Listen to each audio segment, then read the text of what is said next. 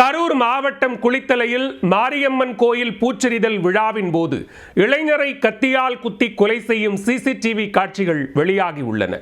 மோதலுக்கான காரணம் என்ன?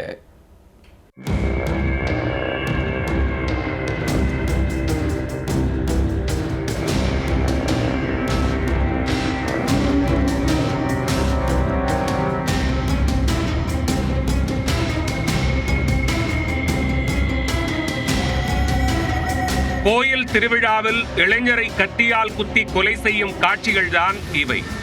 கரூர் மாவட்டம் குளித்தலை அருகே கடந்த மே 4ஆம் தேதி நள்ளிரவு மகா மாரியம்மன் கோயில் பூச்சொரிதல் விழா நடைபெற்றது.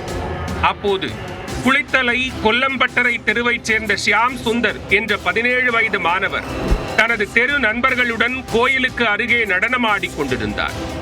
சுந்தர நடனமாடிக் கொண்டிருந்த போது கஞ்சா போதையில் இருந்த பக்கத்து ஊரைச் சேர்ந்த ஒரு கும்பல் அதே இடத்தில் வந்து நடனமாடியுள்ளனர். இதனால் எரிச்சல் அடைந்த சுந்தர், எங்கள் தெருவில் வந்து நீங்கள் நடனமாட வேண்டாம் என்று தெரிவித்துள்ளார்.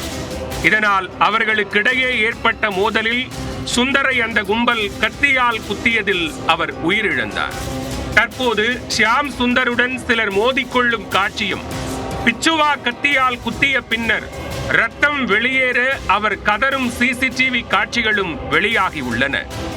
அவரை காப்பாற்ற நண்பர்கள் போராடுவதும், மருத்துவமனைக்கு அழைத்துச் செல்ல முயன்றபோது அவர் கீழே சரிந்து விழுந்து உயிரிழக்கும் சிசிடிவி காட்சிகளும் வெளியாகி உள்ளன.